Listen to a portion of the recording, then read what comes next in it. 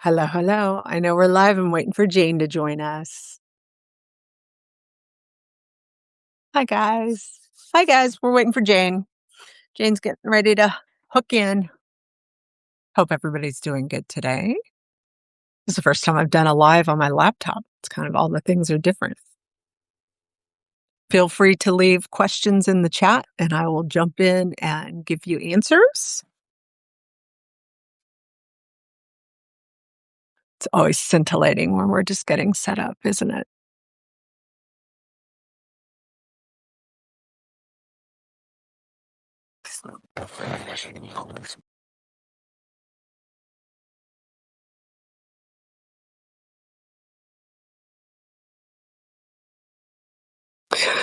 Oh, I hope everybody's doing good. It is quite an event here in Nashville today. I'm super excited to be sitting down and talking to my friend Jayne. You guys probably already know her, but if you don't, you're going to love her. She and I have known each other for quite a while. We met, I've been reading her for years, which is always fun. And then we met again through Poison Pen with Barbara Franklin on a chat during the pandemic about the Gothic. And it was so much fun. There she Oh, is. took There me a she while. is. I floundered around. I flailed, but here You we are. flailed and floundered, but you're here. Hello, hello. You just the one thing I've learned about computers over the years is we've all adapted to those. You just keep pushing buttons until Yeah, something. yeah, eventually one of them's going to click and connect. 100%. 100%. How you doing? Good to see you. Good. Good, good, good. I was just telling the folks that are here to, leave questions in the chat and we will answer anything that they are interested in. And I was just telling them that I've read you for years and then I got to meet you during the pandemic on the Poison Pen. We Yeah, were doing the Gothic. We were doing a thing on the Gothic and found that yeah, we have such a deep love of this genre together and it sparked a beautiful friendship, which is really fun. yeah. Well, I am convinced that the more I get into the writing business, and I've been doing this for a while now, as you know, I think the Gothic is the foundational story for the kind of suspense that focuses on a female-centric character. The Gothic is really her story, and it just pulls so many as we discussed on that, in the past, it just pulls so many levers that women identify with so Right. fast, you know? Right. Yeah. And you're It saying that, and I'm going, I wonder if I'm actually writing a Gothic and I don't realize it, and that's why I'm struggling with my new book. I mean, I need to go back. I need to go back this weekend and kind of look at all of the elements that we've picked out that are Gothic. The Yeah, woman in danger, the set piece of the house, the sense of madness, the sense that something is yeah, unsettled, and see if maybe because I know I am, but I haven't thought about it in those terms. But I am totally doing that. yeah. Interesting. Sometimes it helps to just go back to the basics, of what am I writing here? And, What am um, I doing and why am I here? how did this happen? I know, I remember when we first started out, it was like, "Oh, this is fun, this is new," and I did it, and now you look back and you think, "I gotta do it again." It's I'm like, telling you, so I don't know so how I did it. I don't know how I did it the first time. It's I like don't know how it gets so I just did a video for the Shit No One Tells You About Publishing Oh, yeah. blog podcast that's here on Substack. And it hasn't aired yet, but spoiler alert, it's about how it gets harder. It just gets Yeah, harder as we go, yeah. and that is something that I never in a million years would have expected to be the case. Mm-mm. I thought it would be easier. I thought, "Oh, hey, I've done this before. Now I know how to do it." That doesn't I think happen, does it? I think 2 things kick in. The first is that you're demanding a different story for yourself. You don't want to tell the one you just told. You've told you you that's gone. That story's over, now you're starting a new one. So you're basically starting from scratch every time when it comes to the storytelling aspect and what it has to be something that you get excited about. Mhm. Um, that changes over time and over years, we're always looking for something that we're interested in first and then hope the readers can get on board with us. and we also I think there's always a sort of second book-itis going on, even though it's not our second book. We writers have that thing where the first one worked, now, oh my god, I don't know what I did right the first time. So, Yeah. uh, um, and I think that just happens every book. But, it's like we're always kinda traumatized at the start. Oh god, that's so it is traumatizing. I'm glad you said that because it is really kind of traumatizing, and because we think we're professionals, you know? But if Yeah, this was easy, everybody would do it. There's a yeah, reason why. We've got a small cadre. It's huge, but a cadre of people that are able to tell stories in this way, and some of them, though, are screenwriters, and they tell stories in a different way. I yeah, read a really yeah, great screenplay last week, and I was just like, it was an adaptation of a book that I had read before, and I knew the story, and it's always so fascinating to see how they pull what they pull out of the story to make it be dynamic on the screen versus what we're putting out in 100,000 plus words. yeah, yeah, It's just there's so many different ways to tell stories, and it's not easy on any level for any of them. I want it to get yeah. easier, Jane, make it easier. Wave your magic wand, please. If I ever find the secret, I'll pass it along. Please do. I remember Tess Gerritsen, I talked to her, she was giving a talk, and she was like, "Yes, I forget how to do it every single time. It's like starting Yeah, over every single time." And I thought, "Oh, that's not true." And she was right. It really is. yeah, yeah. Well, that's what I guess we're flailing around trying to say. It's you start up fresh every single time. You have to start from scratch. You have to start Yeah. from scratch. So, speaking of starting from scratch, so you've got 2 books right now. You always have 2 books, sometimes Yeah, 3. yeah, they don't come out together, but but over the course of a year that I have 2 different releases. Theoretically, there's one Jane Castle, which is the name I use for the futuristics, um, and then one Jayne Ann Krentz. But now they're, putting both names on the Oh, same. they are putting both names on it. I remember seeing that and that's Yeah. smart. I mean, it's so funny. A lot of folks on here probably don't know the story of why you write under 3 names. Would you tell us that really fast? Because it is actually incredibly relevant because so many of us are writing in different genres, and it's a really big decision. Do we use a pen name if we're going to be in a different genre? And I would love for you to share that decision Yeah. and why you would or would not do that again. Well, unless you're really terribly prolific, I really advise against trying to do more than one name.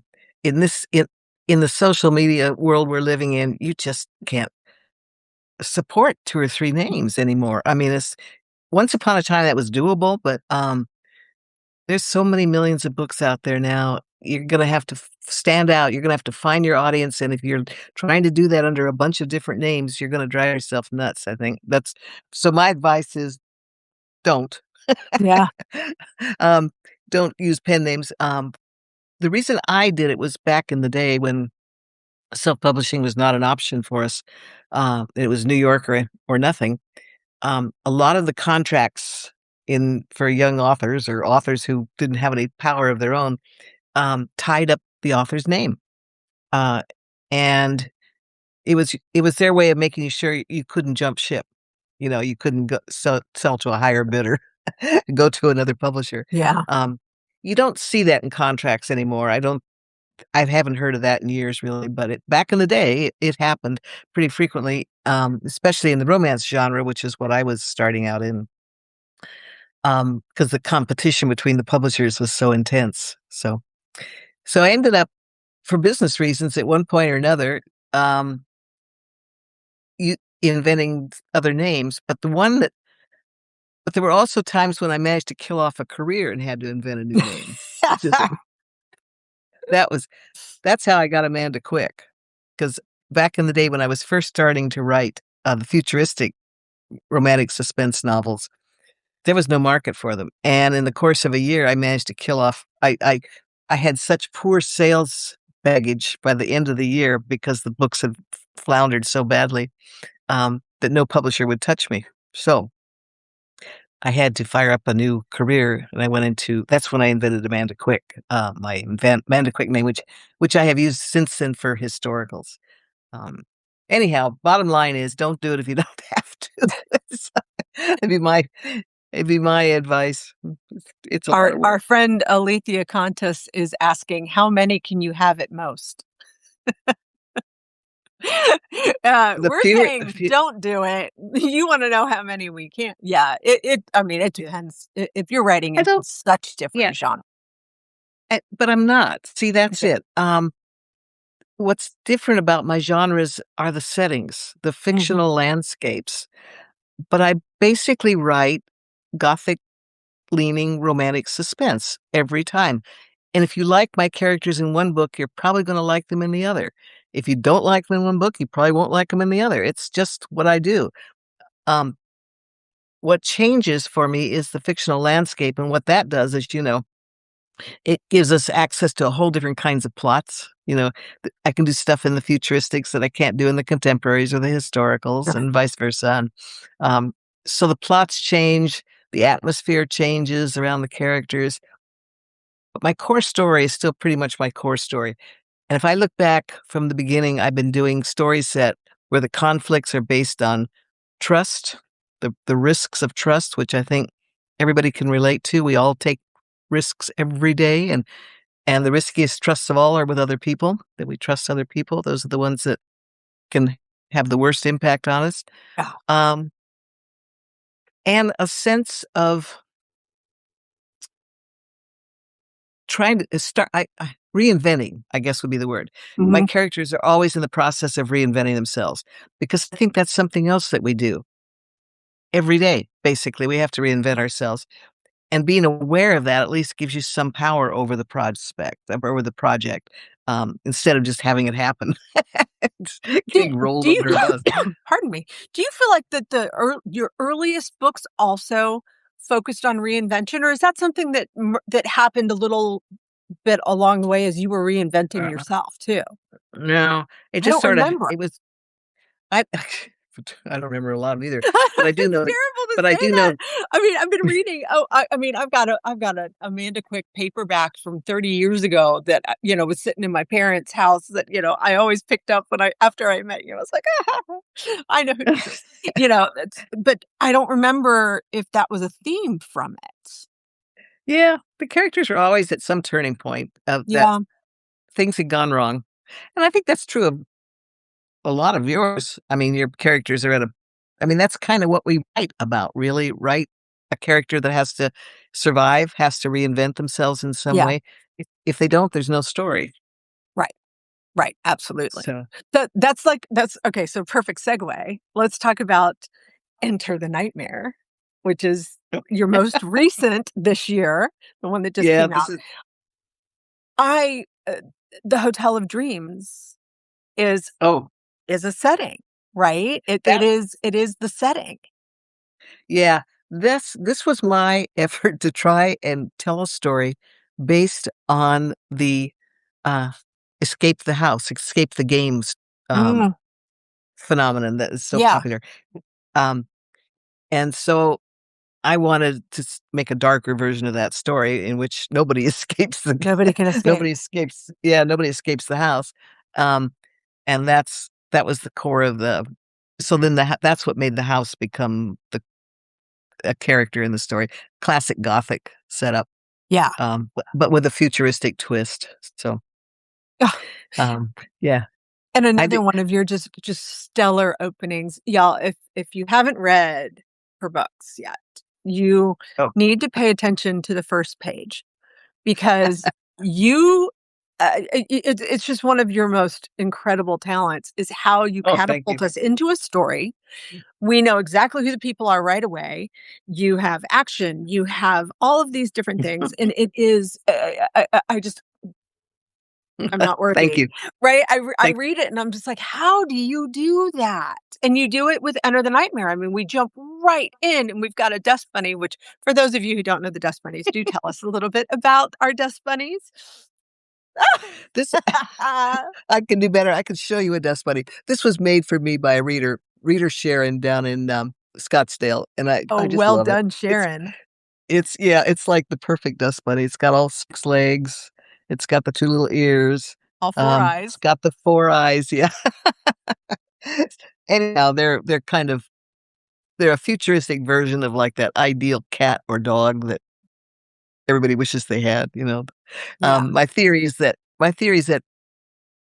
animals have a psychic sensitivity whether we know it or not, and, period. They just I mean, they obviously use their senses in ways we don't, and maybe that's a psychic you could call that psychic thing, so they read us better than we read them, usually, which I think, most people with a dog will agree. It's like or a cat. Um, but another tip of the day for anybody out there thinking of putting an animal into their story, I will tell you they take over, and you can't just drop one in, it has to become a major character, and once it has become a major character, your readers are gonna want a an animal in the next book, and the book after Yeah. that, and I It's a I cottage industry, of whether they talk or not. They just yeah, bring so much because they bring so much into our lives. I love seeing them in fiction bringing it, but they have to have a role, right? yes, You can't that's just put a I had a book that I put a dog in, and she was just a cool dog. And at the end, it was like, "Wait a minute. She hasn't done anything but be a cool dog." yeah, So you have to be careful if you're gonna put an animal yes, in. They have to serve a role. They absolutely have to serve a yeah, role. they do. And that's the words of advice for anybody out there trying to put an animal in a story. Figure out what the job will be. And that's How tricky much because you've got a Oh, go hero ahead. and a heroine. You've got a hero and a heroine, you're gonna have to give them jobs too. So now you're suddenly dealing with 3 main characters. That's kinda tricky, plus your bad guy. So, So 4 main characters plus your setting, because setting is a character. yeah. When What you are you have all using of for those, setting now? is that what drives your plot? When you have your characters and your setting, are you working I feel like there's 2 different kinds of story. One that the plot is driving it, and one that the characters are driving it. You're a character-driven writer Well without a doubt, right? I write romantic suspense. I write gothic-oriented romantic suspense, and the definition for romantic suspense is that every twist in the suspense is going to affect a twist in the romance, and every twist in the romance is gonna have some kind of a twist on the suspense. They move in lockstep, Mhm. and that's what distinguishes it as a pair compared to, say, a mystery where there's a romance on the side, Right. or a romance where there's a little mystery on the side. Um, in romantic suspense, they do have to work together and the plot affects the romance and vice versa. So, in that sense, I think of it as it's its own genre. I really do or subgenre, I guess you would say. Um, and I what was the question?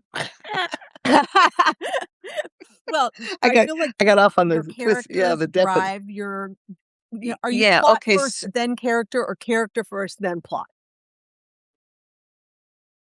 situation. I start with like in Enter the Nightmare, I start with she's hiding in the bathroom. There's a dead body in the shower behind her, and she and the dust bunny are watching a masked figure creep across the bedroom to stab the bundle of clothing that's in the bed. Thinking So it is at that point, I just start asking questions. Like the first one is what's she doing there? How did she get there? So from that, I spin a plot. And that necessitates the character has to have a skill set or something that's going to help her survive this situation. And then I got to work the dust bunny in because it's a dust bunny story. um, but I think I just keep asking questions. And there's an old writer's tip that we've heard all our lives, which or all our writing lives, which is when in doubt, ask what's the worst thing that could happen now. What's when you get to the end of a situation, how do I make this worse? how do I make it worse?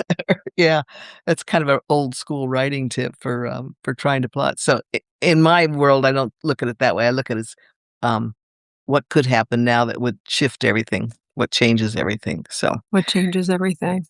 yeah, because I think How fun that's is it how fun is it to do the futuristic weapons and oh, psychic weapons and all of that? How um, well, where does that come from? the trick is, to set the rules. Uh-huh. You know, like when you did the magic books Mhm. with, the Jane Thorne Series. Yeah. CIA librarian. Yes. Great, CIA great, librarian. great. I love that. Um, you had rules for the magic. Right. And then at some point, you're gonna come up against your own rules. It's like, now I gotta figure out a way to break my own rules or, you're always kind of dealing with that. So I think the trick is to set the rules and then figure out what the limits are and how you're gonna get around them when they don't work, when something goes wrong. Um, how did you approach it with the magic books, the Jane Thorne books? Um, I feel Did you like did you know all the rules ahead of time? yes and no. I mean, yes and no. Yes, in that I knew that magic was constrained in the torrent. I knew that it was very difficult to access. I knew that she was going to be the one to access it and become this very powerful magician. I knew that in so doing, she was going to break the torrent free. And we were reverse dystopian, right? We start with somebody who doesn't have power and there's only a few magicians, and at the end of the series, the whole world is magical, and only a few people don't have magic. So I Ah, knew that. that was your arc, okay. That was my arc. So I knew the arc, but I didn't know the magic, and I feel like and you might feel this way too, because with the futuristic, you are creating your own world. It is kind of a fantasy world in a lot of ways. Yeah. You've built the rules. You can change them midstream if you need to. Yeah. You can if it's magic for me, if it's magic, then I can go, "Oh, wait a second. I desperately need a dragon familiar. How do I create that?" And I can make a dragon familiar, right? It's you've got more rules in yours would fall into urban fantasy because of Yeah. that, because of the rules, the constraints of the real world, the gravity that you're walking in, right? Yeah, because although I get labeled paranormal, um, in our world of authors, we know that paranormal generally refers to anything from vampires and shapeshifters and werewolves and magic. Um, it allows for the supernatural elements, and I'm not doing the supernatural. That's where I Okay. decided that would be the line I drew. Um, I am drawing normal people who have psychic powers, and for me, the psychic element is like just one step beyond intuition. Mhm. And I think everybody has intuition. Everybody thinks they have intuition, to put it that way. Um, and everybody's aware that we trust it sometimes and not others. We don't know. Sometimes we're just embarrassed to trust it because it will make us look silly if we're wrong. Sure, That kind of thing. sure. Um, or we're overreacting, or something like that. So I think the intuition thing is why a lot of readers are able to step into my books because I'm not asking them to buy all the way into the supernatural or the magical elements. And I did that purposely because I like to work with books that have that relatable quality to them. I can read the other kind, but I don't write them. Right. It's not the way my core story goes, I don't think. So, So, that's a perfect segue to the shop on Hidden Lane, because those are it's a new world, but it's still in your psychic world. It's yeah. probably even more grounded in it, it felt like to me. Well, because it's not futuristic, it's set in yeah, yeah, that's this series. The thing about the psychic books that I do in the contemporary setting Mhm. is that I didn't really have to go very far for plots. All I had to do was open the cupboard door and they come falling out because the CIA and the government and the major universities, and gosh knows who else, all kinds of legitimate research institutes spent millions researching psychic elements throughout the 20th century. Um, MK Ultra, may ring a bell with some Oh, people yeah. who are into the conspiracy thing.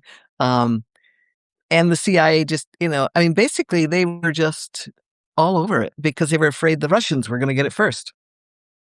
Um, so there's a lot of dream research going on. There's just a lot of legitimate research, quote unquote, legitimate research at the government level. And then it was all kind of quietly hushed up, supposedly.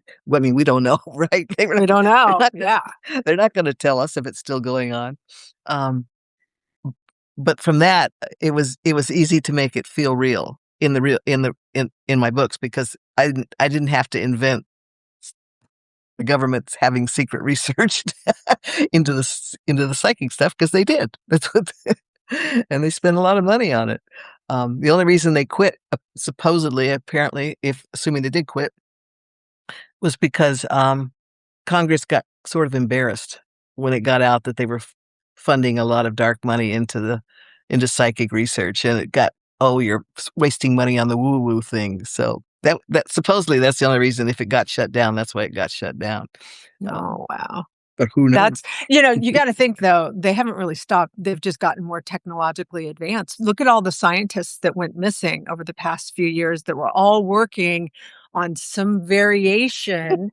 They said they were all nuclear scientists, but what they were really working on was essentially time travel and Oh, how the gravitational pulls from time and space and all of that work. I think they invented time travel and they had to disappear all of them. Have they gone back in time? Have they gone ahead in time? Where did there's a whole yeah, oh my gosh, there's a whole story there cooking yeah, up yeah. that's right there in our wheelhouse. Let me ask you this. Connie Brockway is in the chat asking, what do you mean by core story? You touched on it a little bit earlier, but if she had just joined a little bit late. So can you Hi, define again core story for us? hey, Connie, hi, waving at you. Connie's a friend. Um, yeah, for me, the core story comes down to the emotional elements and conflicts that you find yourself drawn to return to again and again. And I think most of us are drawn back to certain kinds of conflicts. Like for Mhm. me, the the conflicts involved in trust are compelling to me. Um, the conflicts involved in reinvention. How do you start over when everything is in shambles? I just find myself fascinated with those two things, and I go back to them again and again. And the third element, and I don't really know how to phrase this, but the third element for me is honor. I'm Mm, I'm very I'm compelled by truly honorable people who do the right thing when the chips are down. And when you think about it, we all know what a hero looks like, right? And we know that from fiction. We know that from our myths. That's where we get our concept of heroism for men and women. And I think that in the modern world, we're kind of craving that because we see mhm. so little of it in real life. And and so honorable people, the kind of people who do the right thing no matter how flawed, no matter how many problems they have, um, in the end, they save the kid. In the end, they sacrifice themselves for the greater good. They do what needs to be done. And so the concept of honor is somehow always my characters are going to fall in love with each other first because they respect each other, and one of the things they respect is the honorable elements in the other. My characters fall in love because they see the hero in each other on some level, and that's all I can tell you. The rest is No, that's I mean, flailing. literally everybody's out there going, right? Because I'm thinking about it, honor is one of mine as well. I've not thought about it in that way, but that's exactly what it is. And the Yeah, other is, women finding their power, right? All of yeah, my books have that yeah. element of women finding their power, That's whether they that's a great one. Yeah, that's a good yeah. one. Uh, and a lot of the romantasy that's so popular right now is about young people coming of age and into their power. into their power, um, into healthy sexual relationships, which is not something that we grew up on at all. We grew up Yeah, on the bodice ripper of, the virgin falls in love with her rapist on the first night that that was our whole thing. And it's just completely the opposite in these books, which is fascinating to me. yeah. um, I don't know if you watched or read, oh my gosh, I've just spaced the hockey show that was just on. Oh, yeah, yeah, I know what you're Oh talking my about. gosh, hidden Hidden rivalry. Right. hidden Rival. No, no, that's No, that's that's the two guys, which is oh also god. phenomenal. Talk about Okay. trust. Wow, that's a trust core story. It's the other one where they're on the college campus and she is his fake girlfriend. Oh, Uh, no, I don't know that one. That's okay, I'll find the name of it. If so, Off Campus, that's it. It's called Off Campus. And it was phenomenal and exciting to me to see the representation that it got of how to have healthy boundaries, how to have healthy relationships, how the guys on the team were friends and supported each other, how the girls supported each other. It's a different kind of world than I think we grew up in, and it's uh-huh. starting to show in the fiction, and it's fascinating. Very interesting. Yeah, yeah. Well, like I said, I think we go to fiction for our culture's core values. Yeah. Um, Cultural touchdowns, absolutely. yeah, and honor is there still, thank God, even So in how fiction. and that's it exactly, and that's really what all of that is about, is honor and respect. Yeah. And of course you can come into your power if the people around you are honoring you and respecting you. Of course you can, Yeah, yeah, you know? yeah. And which is one of the things, I find myself writing about. I think in real life, women often are kind of aware that they don't wanna scare men. Um, but in fiction, the men are as strong as the women, and that that sense of mutual respect develops from that, he's not intimidated by her, and she's not intimidated by him, and that's, I think, the core of the kinds of relationships I like to work with, and Well, that's Sophie and Luke. I mean, Sophie literally you start and Sophie is chasing off yet another potential boyfriend who thinks she's a succubus because, "Oh my god, I don't understand your power. You're freaking me out," and then yeah, she's falling in almost immediately with somebody who is not intimidated by that and who yeah, sees it yeah, for what it is. yeah, I think that's what every woman's looking for is that Ah, kind of to be seen in your power, right? yeah, yeah, and to respect his power, I think that's important Yes. too. Both sides. Both sides have to show respect, I think, so. Did you ever get to Fourth Wing? Did you ever read it? Yeah, yeah, it's been a couple of years now, but I did, thank you for the recommendation, yeah. Yeah. That was a game changer for the romantasy genre, no question about it. Really, really and holds up because I've now reread it 3 times. That that book See is that book is a fun is going to be one of my fundamental books, right? One of my foundational books is the word I'm looking yeah, for, because uh-huh, I found out about Ehlers-Danlos from it and was able to get diagnosed, and has changed my life entirely, no being able kidding. to understand, Wow, my own physical ailments and stuff. So that book is a wow, foundational for me. Just I love it. But it's fascinating, so big. fascinating. It Well, it's just big. very interesting. I think the takeaway I got is, well, now you're stuck with dragons. Yeah, yeah. But they're cool dragons, man, and the dragons are lying to us. That's the Yeah, fun part. yeah. The dragons are the unreliable narrators in this story. The leadership of the war college and the whole environment that they're in are also unreliable, but the dragons are the unreliable narrators of Oh, the funny. story. I love that. It just tickles me. What do you think, after writing so many books, having read so many books, what does make a premise fresh? What makes it new and fresh? It's voice. It's It's all just voice. voice. Yeah. There's no story you can tell that hasn't been told. in terms of the basic elements involved. Um, you can set up new fictional landscapes. That's doable, but that's not what's going to make it fresh. It's gonna be whatever the author's voice brings to the story, and that, as we both know, it's impossible to really define. Um, It is. I You will can't say, teach it. It's the one thing in writing that you can't teach. yeah, no, it's kind of like people say, "Well, how do I know?" And all I can think of is it's sort of like your accent. You don't hear it, but everybody else does. That's true. But I don't know how you learn it. I mean, I don't know how you figure it out. And then what do you do if you do figure it out? Do you try to change it? Do you try to modify it? I don't even know how you begin. So There's a that lot of brings us crap. Well, there's a lot of craft stuff you can learn. I don't want to sure. diminish the importance of craft, and you can learn how to do better openings. More exciting. Pick a better spot to open a book. We all know that starting out, a lot of first chapters are you're going to end up throwing them away because they're not very exciting. Um, Yeah.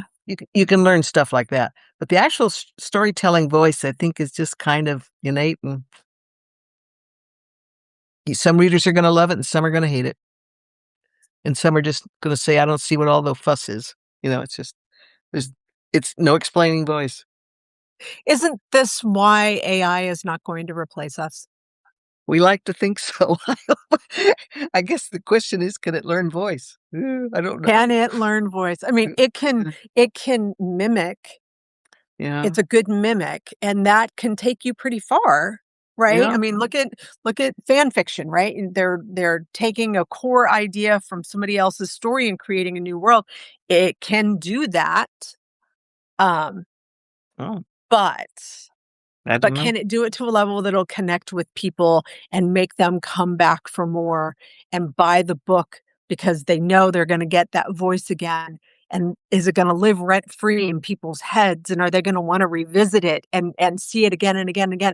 I don't see that happening. I see the technological part of it and how you could, choose your ending, choose whether you want the characters to get together. It would be really good for that kind of stuff. But as far as what makes us as writers, the soul, because the voice is the soul, right? No, there's Yeah, there's no there's no discerning between the 2. That's what it is. The voice is the soul of yeah. the It's story. it's Yeah, it's composed of your own worldviews. It's composed of your own attitudes toward things like honor, how they work with for you. And there's just some people are natural born storytellers and some are not. It's, I think it's actually the more interesting thing is when it comes to books for writers, the more interesting thing is actually why so few people read, Mhm. for pleasure. Most people in our society that we know can read. Their literacy is fine. That's not the issue.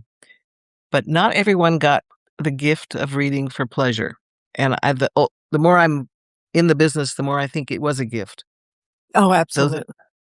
um and I'm sorry for it's well, they can find other ways to get a story, but the actual ability to sit down in front of a book and look at words on a page and enter that world is pretty rare. It's not that common. I think it's an interesting phenomenon that it may be some connection to being able to listen to a story. I don't know. I don't know. Do you do audiobooks? My books are all in audio. Yeah, yeah. No, I mean, do you listen to audiobooks? Oh no, I don't. Um, because I get impatient.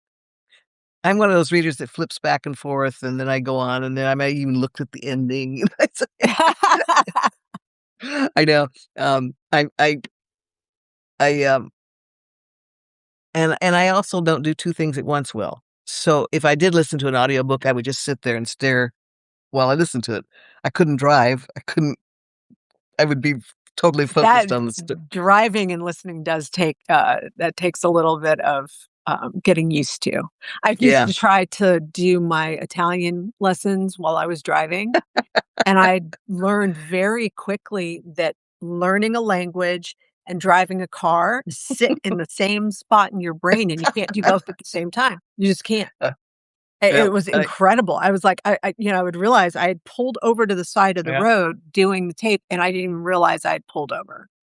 So they Wow. do live in the same place. Audiobooks, the best thing is to speed them up. I have to Oh, speed mine up if I'm going at a regular pace because they tape it at a very modulated level yes, and it's very yes. slow. So I always speed mine up. Oh, that's But the it has secret, to okay. really capture my attention. I'm doing Dungeon Crawler Doug or Dungeon Crawler Carl. I would have called him Dungeon Carl Doug. I don't know why. I'm like, come on, Matt, you should have called him Doug. Um, Carl, Dungeon Crawler Carl.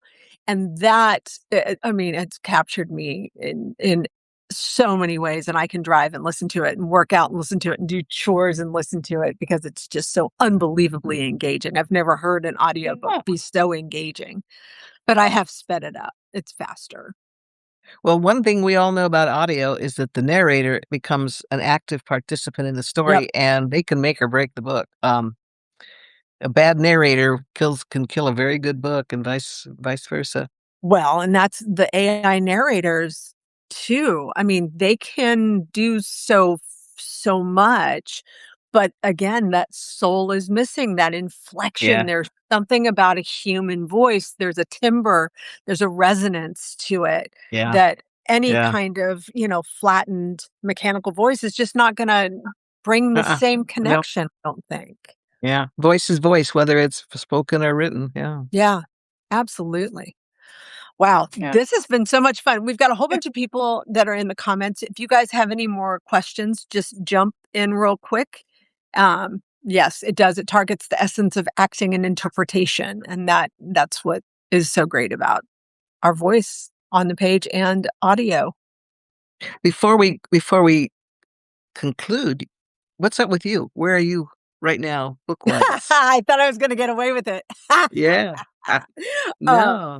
Oh, where am I? I am in, manuscript hell. I'm 116,000 words into a story that I think I've got, like, 2 chapters and then I can finish. But then I'm gonna have to go back and do a massive revision, and it's due on September 15th. So that's one project. My new book, You Know Why, which you can see over my shoulder, that comes out on August 25th.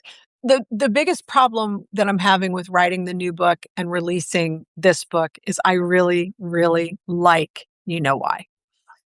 Ah, I don't always like my books, which okay. sounds a little weird, but, there are books that I'm just not super enthused about. Not enthu I just don't have a lot of confidence in them, let's put it that way. Okay. I don't have a lot of confidence that they're gonna land and be, and I'm usually wrong, but sometimes I'm not. But when I like a book, sometimes that's the kiss of death. So I'm really worried about it. But Okay. it's a dual narrative. It's a dual narrative about, 2 women whose lives smash cut together at the airport in Atlanta. One has been, surprised by her husband, Brooklyn. Her husband, Trey, has surprised her with a trip to Italy for the holidays, and they have to leave the next day, and she has to bundle up everything and her children and him and get to the airport, and at the connecting flight, he disappears. Ooh. The other narrative is a woman who is flying home from a business trip and sees the man who murdered her sister 10 years earlier and got away with it on the plane. Ah, oh my goodness. Dun, dun, dun. Oh, that's great. That's It was a great premise. It was one of those pitch premises yeah. that my editor literally bought it on the pitch. She was like, Yeah. "Yep, you can stop Yeah. right now. We're doing I'll that." buy it. I'll buy Which that with it. yeah. So, That's a but great coming up with why he left, that's the bulk of the story. Why? Why did he leave? I mean, of course. we have these great disparate lives that have crashed together, but why? The why behind it Yeah. drove this entire story.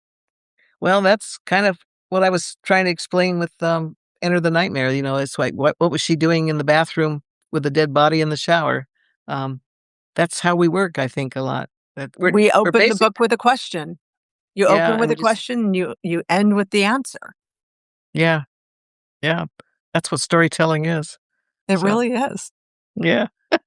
Oh, it's so much fun. Actually, one of my friends just popped up here, Amy, who I used I've also built the rest of the book around this concept called Grand March. They have multiple high schools in her town, and so for prom, instead of having all the families off in disparate places and the kids, they do what's called Grand March, where all the kids come together and do kind of a parade and show off and get their pictures done together, and then they go to their separate proms. Huh. And I loved the idea of that so much that I wrote a character for the story, and I ended up having to write the entire book around that character. And so, thank you, Amy, but oh my god, you made my life hell. Thanks, Amy. Thanks a lot, Amy.